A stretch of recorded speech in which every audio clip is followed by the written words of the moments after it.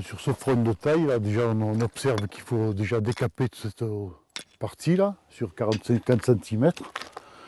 Il doit y avoir une couche de pierre à bâtir.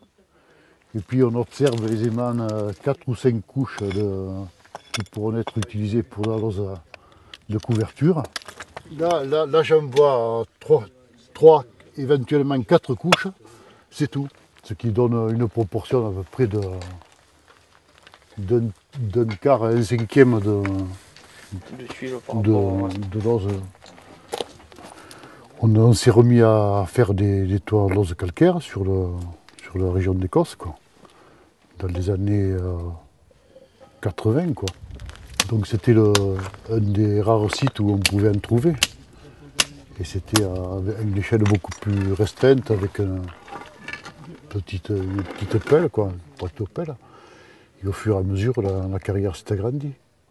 Mais c'est déjà la matière première qui va sauver la filière. On ne peut pas faire des toits sans lose.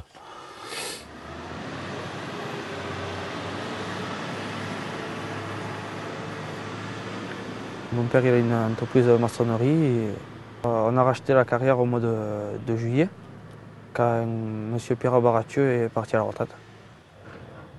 Ce qui m'intéresse dans ce métier, c'est de travailler déjà avec les machines, de sortir des loses en calcaire, des pierres à bâtir, des blocs, pour le maintien du patrimoine avec les loses en calcaire.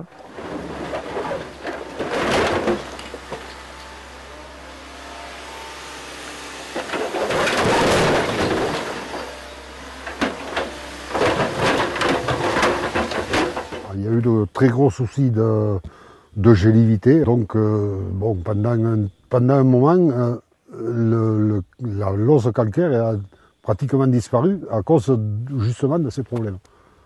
Et c'est de là qu'est partie l'idée de se réunir pour essayer de faire quelque chose.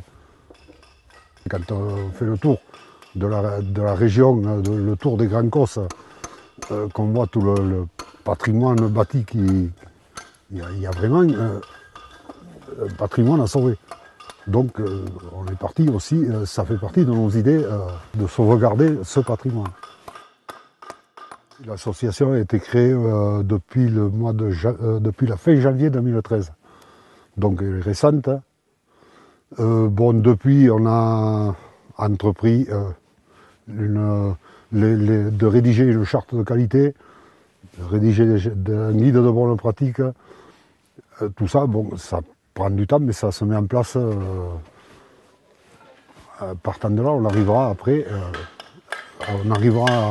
j'espère, à de la formation